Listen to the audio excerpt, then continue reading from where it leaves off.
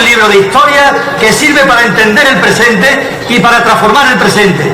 Es un libro de la tradición del movimiento obrero, pero no en el sentido de los tradicionalistas que le dan la palabra tradición, ¿verdad? En el sentido de una tradición viva, una tradición móvil. Lo digo con las palabras de dos señores que me gustan mucho, que hablaban de esto. Decía Mariátegui: los verdaderos revolucionarios no proceden nunca como si la historia empezara con ellos. Saben representar fuerzas históricas, cuya realidad no les permite complacerse con la ultraísta ilusión verbal de inaugurar todas las cosas. Y decía Manolo Sacristán: ¿qué es una tradición sino la conciencia de la posibilidad de aprovechar bienes preexistentes? ¿Y cuáles eran los bienes preexistentes de los que habla Marcelino en este libro? Que es un libro de magnífica historia del movimiento obrero. Habla desde los trabajadores manuales, desde los menestrales de la época de los visigodos hasta nuestros días, y va recorriendo todos aquellos momentos en los que ha brillado la inteligencia, la unidad y la lucha de la clase obrera. Por ejemplo, 1855, las comisiones de las clases obreras. Fijaros que la primera huelga general que hubo en España, la primera huelga general de la que al menos se tiene referencia, fue en 1855, y se hizo con dos reivindicaciones: libre asociación y jornada de 10 horas. Aquel movimiento, pues, desde ahí tira Marcelino. Marcelino empieza a recordar todo a ver qué ha pasado antes, porque las comisiones obreras, siendo una creación muy original, lo que hacen es aprender del movimiento obrero, aprender de sus luchas, de sus victorias y de sus fracasos, ¿verdad?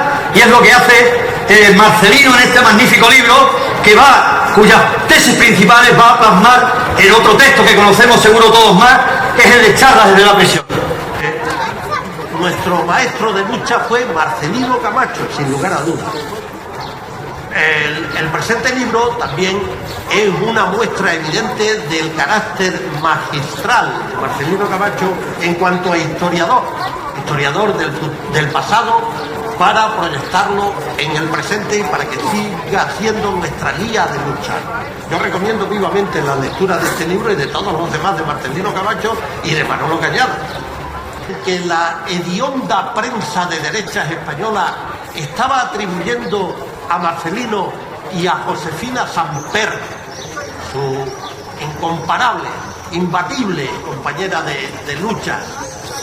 La prensa hedionda estaba atribuyendo a Marcelino Camacho la propiedad de tantas fincas en España, al menos como los duques de Alba. A Marcelino le atribuían no sé cuántas compras de no sé cuántas fincas. Pues en aquella época resulta que Marcelino, cuando recorría España en su labor magistral y en su labor de lucha, vino a recalar en Cáceres un día y, naturalmente, se le invitó al mejor hotel de 5 estrellas de la ciudad, a mi modesto piso. Creo yo que es una prueba imbatible, que diría el presidente del gobierno, del carácter austero, del carácter luchador, del carácter combativo, del carácter ejemplar de Josefina Samper y Marcelino Camacho, que siempre vivirá en nuestro corazón y en nuestro cerebro. Historia que hemos conocido todos o que hemos estudiado en alguna ocasión, no la hubieran escrito los faraones, sino los esclavos que hicieron las pirámides, ¿no? Imaginaros la diferencia del punto de vista, ¿no? El que tiraba de la piedra para subirla ahí moría y tenía escasas posibilidades de vida, y el otro que pasaría a la historia como el gran constructor de su tumba y su vida eterna, ¿no? Bien, pues esta historia se escribe desde esa óptica. Entonces, en el libro podéis encontrar muchas cosas, no solo las batallas y las huelgas y las acciones que se hicieron por derechos, sino cómo se vivía, cuánto se ganaba, qué salario se tenía, cuánto costaba en aquella época, en ese momento, el pan y el sobrevivir, y cómo sobrevivían los trabajadores pues en las diferentes épocas. Y eso es sustancial, porque en cada una de esas épocas, según se vivía y según se trabajaba, había unas formas de lucha diferentes, no se luchaba de la misma manera, no luchaban de la misma manera los campesinos y los trabajadores del campo con aquellas revoluciones campesinas que el trabajador industrial después cuando se encontraba en una fábrica, no era lo mismo.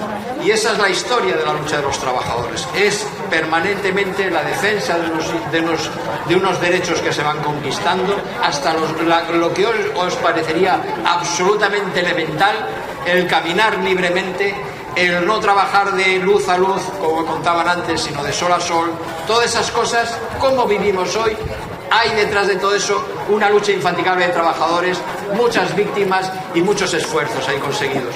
Y de todo eso somos ignorantes hoy. Ese es el grandísimo problema. Una de las bases en las que se asienta la explotación general es que la gente olvida el pasado y cómo se pudo construir esos derechos. Vivimos hoy así porque antes hubo miles, centenares de miles de trabajadores que pelearon por ganar mejores condiciones de vida. Nosotros hoy caminamos con zapatos y somos esclavos. Antes caminaban en zapatillas y también eran esclavos. ¿Y eso qué significa? Significa que los derechos siempre nos los van arrebatando. Nos van arrebatando en las nuevas condiciones de trabajo otras plusvalías que el capital se lleva de otro modo. Imaginaros que hoy luchar un sindicalista, una persona que siente la rebeldía, que es insumisa, que no se conforma con lo que le dan, esa persona necesita de un conocimiento, necesita saber algo más. Uno no va a las peleas para perderlas y se pierde desde la ignorancia, se ganan desde el conocimiento. Y eso es fundamental que lo entiendan todos los trabajadores. No es necesario ir a la universidad para tener conocimiento. El conocimiento se obtiene uno mismo a través de una exigencia sobre determinada actividad. Si yo quiero defender un convenio, tengo que saber qué hay en ese convenio, tengo que saber lo que es la inflación, tengo que saber por dónde el empresario se lleva el dinero, por dónde me está incrementando la jornada, etcétera. Si llevan mi trabajo a mi casa en un ordenador, hoy tengo que saber cómo me están explotando hoy a diferencia de mañana. ¿Para qué? Para pedirles el salario, para pedirles una forma de vida digna. Y eso es lo fundamental. Pero para poder hacer eso hay que aprender, hay que estudiar, hay que saber ese conocimiento y hay que saber cómo en el pasado eso se dio también. Entonces, eso es lo que se hacía en ese momento. ¿Cómo se puede hacer hoy? Pues mirad, hay un territorio que ha conquistado la empresa y que no se ha enajenado de él, y son las redes. Las redes, las empresas las han conquistado, dominan en el seno de las empresas las redes y no permiten que los sindicatos puedan acceder directamente. Mira, un empresario ahora mismo desde su ordenador y en la casa controla lo que está haciendo el trabajador constantemente y le ve por la cámara constantemente en su casa. Y sabe lo que hace, cuándo pulsa una tecla, qué escribe, qué no escribe, lo sabe a todos los niveles. Pero sabemos los sindicatos, sabemos de ese trabajador que está en esa pantalla si se ha excedido en el tiempo de trabajo, si está bien en su casa o no está en malas condiciones, si le están arrebatando su propia dignidad en su casa, no ya en la empresa porque ya ni le vemos, ¿lo sabemos? No lo sabemos porque no nos dejan entrar ahí. A nosotros no nos dejan entrar por las redes en la casa de la gente y preguntarle al trabajador directamente por el ordenador: oye, que te estás pasando de hora y no tienen derecho. Y no tienen derecho, no seas tonto, cuelga el teléfono, cuelga la red y vete a lo tuyo. Y eso el sindicato tiene que conquistar. Ese espacio el sindicato lo tiene que conquistar. Es, en definitiva, y termino, las nuevas condiciones de trabajo llevan a nuevas condiciones de lucha y a nuevas formas de acción sindical por parte de los sindicatos. Sea quien sea que se lo plantea. Si esto no se hace, si esto las organizaciones de los trabajadores no lo hacen, dentro de 10 años, cuando no sean el 10% los que trabajan en su casa, sino que sean el 50 o el 60%, los sindicatos desaparecen. Los sindicatos y las organizaciones han desaparecido en la historia cuando los empresarios y los poderosos han cambiado las formas de explotación y se las lleva a otro lado. Desaparecieron muchas organizaciones campesinas, muchas organizaciones a lo largo de la historia, que lo vemos en el libro. Nosotros podremos sobrevivir si nos sabemos adaptar a los cambios permanentemente. Vivimos en el filo de los cambios constantes y cada vez más rápidos, y las organizaciones sindicales, las organizaciones de lucha que defienden a los trabajadores, deben comprenderlo y tomar esa acción. Eso nos enseña el libro, porque nos enseña en cada etapa cómo fuimos dando los trabajadores en unas épocas y otras, dando nuevas alternativas a la lucha y a la organización. Y bueno, pues ya está, los 10 minutos concluidos, y muchas gracias por estar aquí y hasta